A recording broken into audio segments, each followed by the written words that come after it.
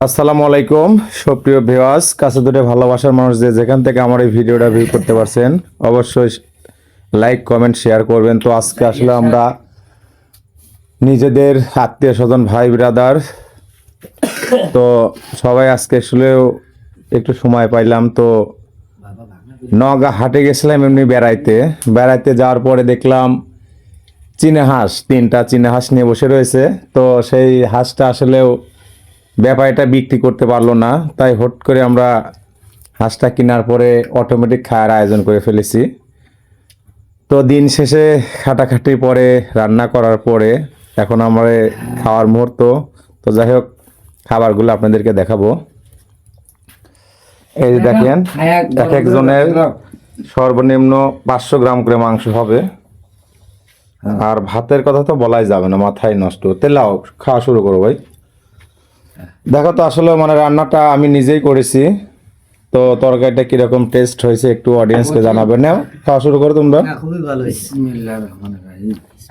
তো সবাই আমার জন্য দোয়া করবেন এরকম নিত্য নতুন ভিডিও পেতে, আর আমার পেজটাকে অবশ্যই ফলো দিয়ে পাশে রাখবেন। বিসমিল্লাহির রহমানির রহিম। তো যাই হোক, আমার বামের কাতারের ভাইরা, তো আসলে একদম সত্য কথা বলবা যে আসলে মানে তরকারিটা কেমন হয়েছে ভাই? আলহামদুলিল্লাহ খুব ভালো। না একটু মুখে বলতে হবে। আলহামদুলিল্লাহ খুবই ভালো হয়েছে। আচ্ছা, কি ব্যাপার আজম ভাই? হ্যাঁ ভাই। আসলে মানে আমাদের এখানে পিকনিক খাওয়ার অনুভূতিটা কিরকম আমি একটু তোমার থেকে জানতে চাচ্ছি, মানে কিরকম লাগছে তোমার মনের মধ্যে? সুন্দর লাগছে। আর তরকারিটা কেমন টেস্ট হয়েছে? তরকারিটা সুন্দর লাগছে। নানি রাতের ঠিক মতো। আছে। হামিদ সাহেব, কি অবস্থা ভাই? আলহামদুলিল্লাহ। তো আসলে মানে তরকারিটা কেমন টেস্ট হয়েছে? হ্যাঁ।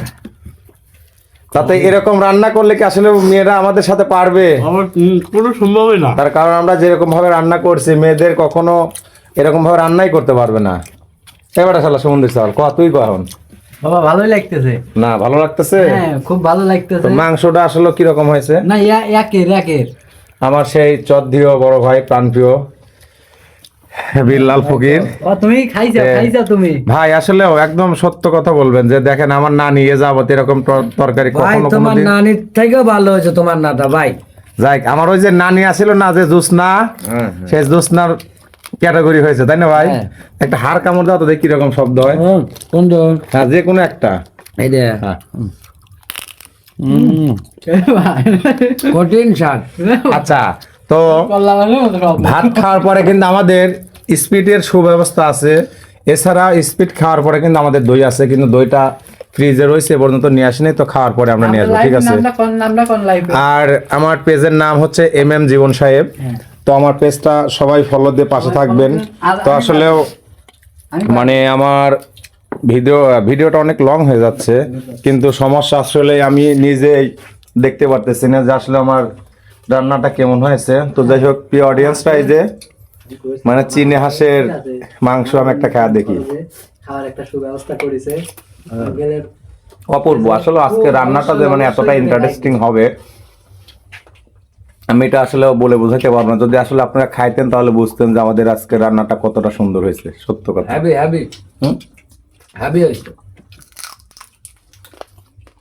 তো আমার যদি ক্যামেরাম্যান থাকতো আমি খাইতাম আর আপনাদেরকে দেখাইতাম, কিন্তু আফসোস আমার ক্যামেরাম্যান নাই এখন।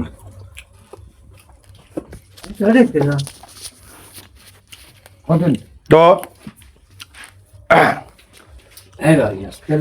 আমার ভিডিওটা এখান থেকে শেষ করছি। আপনারা সবাই আমাদের পাশে থাকবেন ইনশাল্লাহ।